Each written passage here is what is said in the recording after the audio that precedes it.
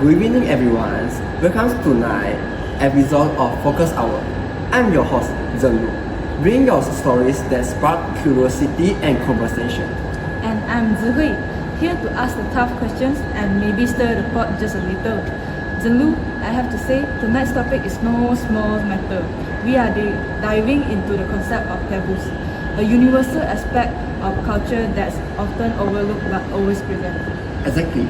Taboos, these invisible rules, sometimes restrict our actions, but they are also an integral part of our cultural identity. Take, for example, the Ghost Festival in Chinese culture, which happens during the 7th month of the lunar calendar. That's right. People are especially cautious during this time, avoiding poke your chopstick vertically into your rice, taking selfies or videos around praying places, or even going out late at night.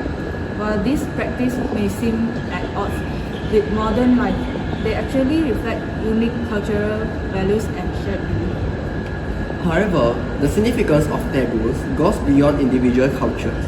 It prompts us to ask, why do these rules exist? How do they influence us? And most importantly, from the perspective of cultural relativism, can taboos from different societies be understood or even accepted? Same here. It's almost like taboos are designed to challenge our curiosity. But here's a real question. What's the purpose of these so-called forbidden topics? Why do societies create them? And why do we feel such a strong pull toward them? Great question, Zihui, and exactly what we will be exploring tonight. The forms of taboos are incredibly diverse, and in different cultures, they represent in unique ways. For example, there's an interesting but often misunderstood phenomenon of taboo on a global scale, voodoo culture. Zheng, I know you have studied in this depth. Could you tell us about the difference in how voodoo is practiced across various countries? Of course, voodoo cultures is an incredible, intriguing topic. It's not just a belief system, but also a form of cultural expressions. In different countries, voodoo take on vastly different forms. For instance, in Mekong and Lingnan regions, voodoo, not locally as voodoo, defined as a sexual indulgence. Local voice. Okay, I'm sorry. Serious, please? Okay, sorry.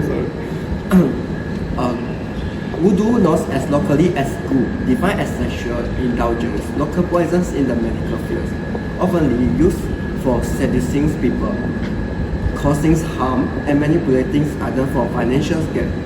Other than that, in Indonesia, there are strong beliefs surrounding. Sorry, the milk is so funny. The milk is so funny. Sorry. Yeah. Okay. I'm just here. Okay, sorry. Yeah. There are strong beliefs surrounding what's commonly referred to as black magic. In Indonesia, black magic, known locally by various terms such as santet, is deeply rooted in spiritual, traditional, and local custom. And also, there is a different magic as palette.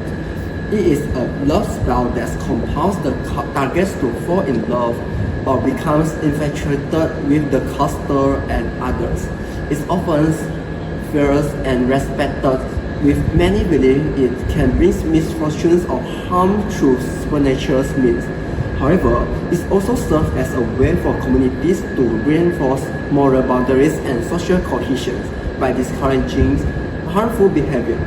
Other examples: in Thailand, spirit worship and black magic, as known as Sayasat, are deeply rooted in Buddhist traditions and local folklore.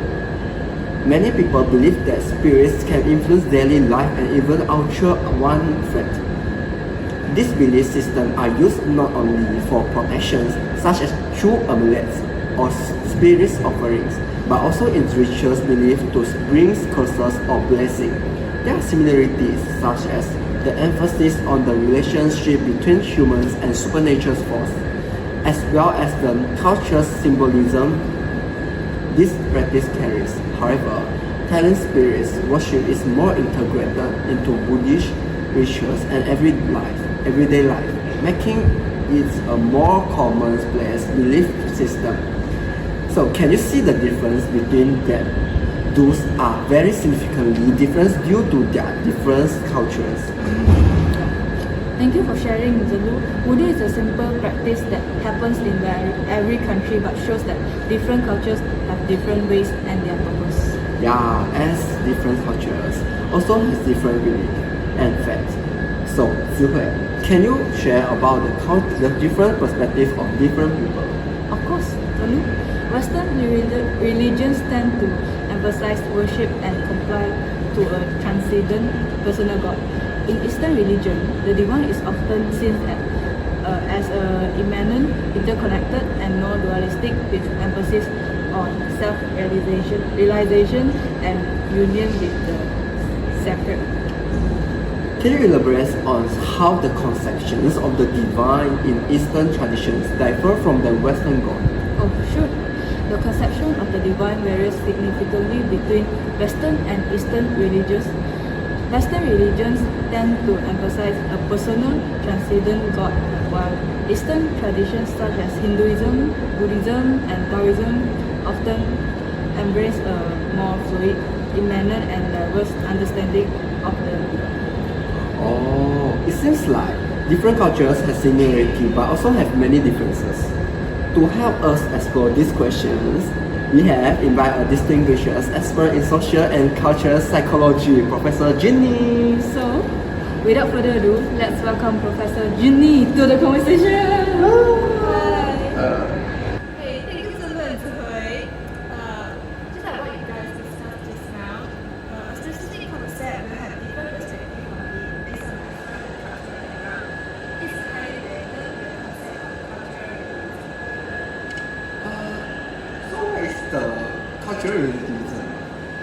cultural relativism is an idea that is an idea of one universal truth and pointed that the truth should remain universal. It can be categorized into two parts, which is absolute cultural relativism and practical cultural relativism. This ideology of cultural relativism states that there is no absolute truth to judge the behavior or beliefs. The good or bad of the culture is purely depends on personal perspective and beliefs. It's also no culture is truly equal. Oh, I see. So, what are the perspectives of cultural relativism on other cultures? Cultural relativism involves the approach that culture takes on the mind. It highlights that behavior, values, and beliefs of a culture should be understood within the cultural background which is origin. To understand a culture, readers should understand it based on the culture's characters and values. Oh, Professor Ginny, but I heard that there are two types of cultural relativism. Can you please further explain about it? Are you okay? So this is so funny, sorry. Categories of cultural relativism, which is absolute cultural relativism and practical cultural relativism. Absolute cultural relativism believes that the ethic and the belief of society should not be questioned by others. They tend to accept all cultural beliefs. Are you okay? Cultural relativism, in contrast, without the questioning of cultural practice. Instead of accepting all cultural practice unconditionally, this perspective will balance the respect of cultural diversity and ethical consideration. Oh, so what are the positive aspects of cultural relativism? Oh, there's a lot. First, cultural relativism can create a society without judgment. By promoting the value of cultural relativism, people can become more tolerant because the cultural relativism ensures that there is no standardized value system determining the rightness or wrongness of individuals. Also, cultural relativism, are you okay? Encourage the value of respect. People with different cultural background should have different cultural value like us. The central idea of cultural relativism states that each of the cultures should be understood within the context of the culture they originate. However, to learn to consider a broader social and environmental factors that shape the particular culture. How can it affect the organizations of society? It's also possible to create a equality society by providing ideology for cultural relativism. The perspective of cultural relativism highlights that no culture is superior to another. Each of the cultures are equal. This leads to relatively effect on organizational structure in gender, distribution of wealth, as well as the justice.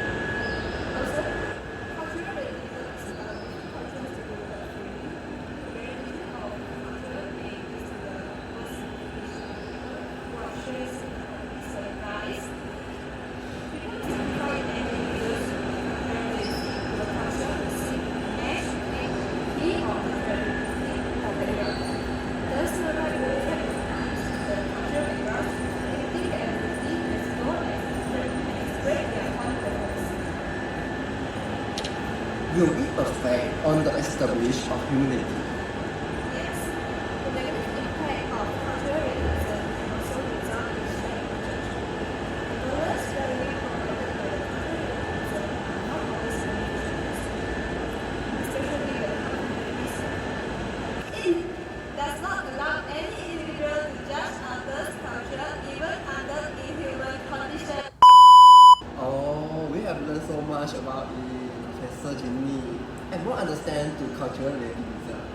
So, thank you, Professor Ginny, for attending our discussion. Finally, So now let us move to our journalism field to share more about cultural relativism.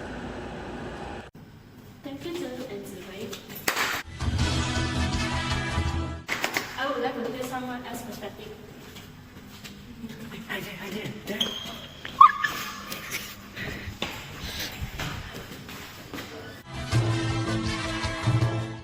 Oh, sorry. Very Mujichi. And that's it.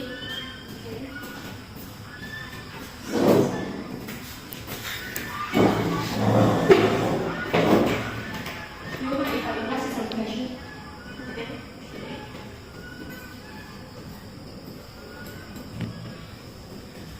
Do you know what is the main tension between cultural relativism and universal moral in the context of human rights? The main tension lies in the conflict between respecting cultural norms and adhering to universal principles of human dignity and rights.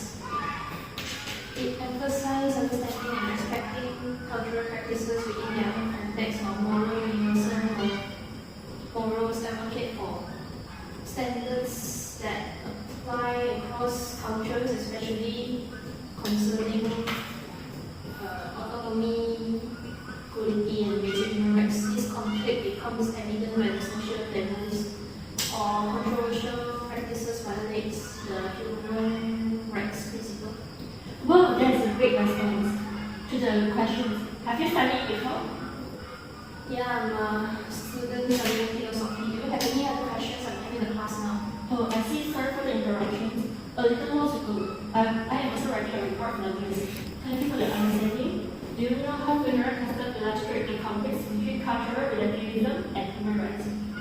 I think funeral customs, like wearing whites in the funerals in Chinese culture, show how cultural practice are deeply tied in real life to traditions. These customs are seen as signs of respect for the deceased, but when people from different culture or having different beliefs, they might not follow it, which could be viewed as disrespectful by the community.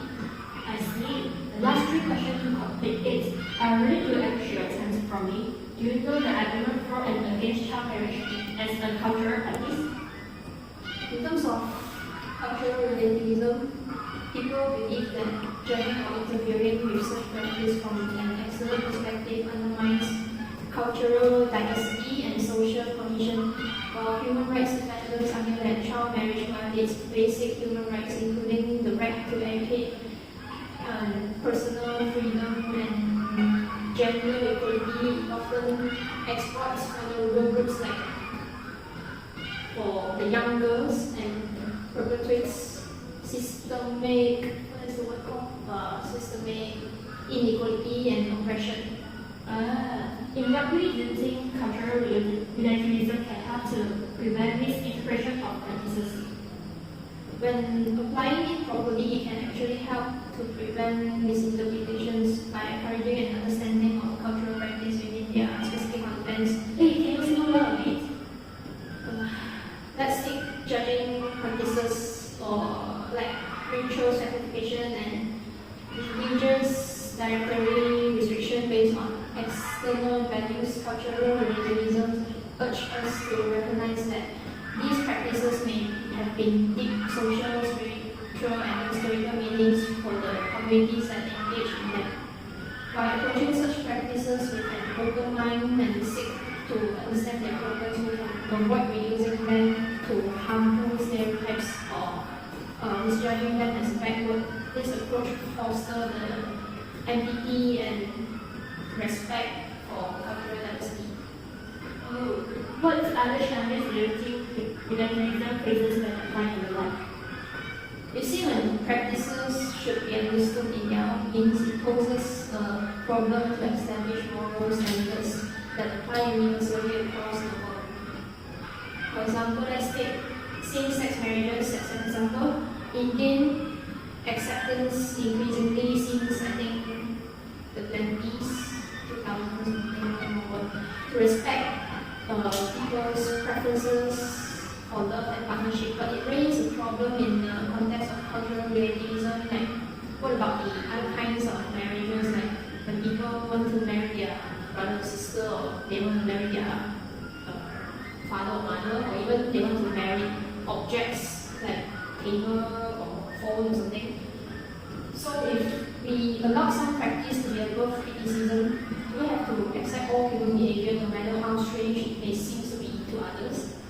It shows the difficulty to maintain respect while ensuring universal moral principles were protected. Well, thank you, Titi, for answering the question. To summarize Titi's point, she highlighted the tension between cultural relativism and universal moral as balancing respect for cultural practice with upholding human rights and dignity. Cultural relativism values understanding practice in their context, while universal moral prioritize equality and rights, especially when practices conflict. Titi also discussed how ancient funeral custom and caste friction is outsider divided, where it similarly as strong language to culturally significance to some. It criticized for violating human rights and reinforcing inequality. She also noted that cultural relativism fosters empathy by recognizing practices like sanctification or dietary rules as meaningful. However, applying universal standard consistently is challenging as seen with the acceptance of same-sex marriages, which raises questions about accepting other controversial practices. In short, the challenges lie in respecting cultural diversity while protecting universal moral. Yeah, finish! I will pass my back to the engineer. Oi, 真怒智慧 ，ready action！ 真怒智慧啊 ，action now！ Action! Ui. Okay. So like as just now Fion our journalism Fion said that, and sharing with the person called Jiqi, yeah, as they show that this is the cultural relativism, and thank you for the sharing. Yeah, Thank you for sharing. Yeah, and Thank you, y'all.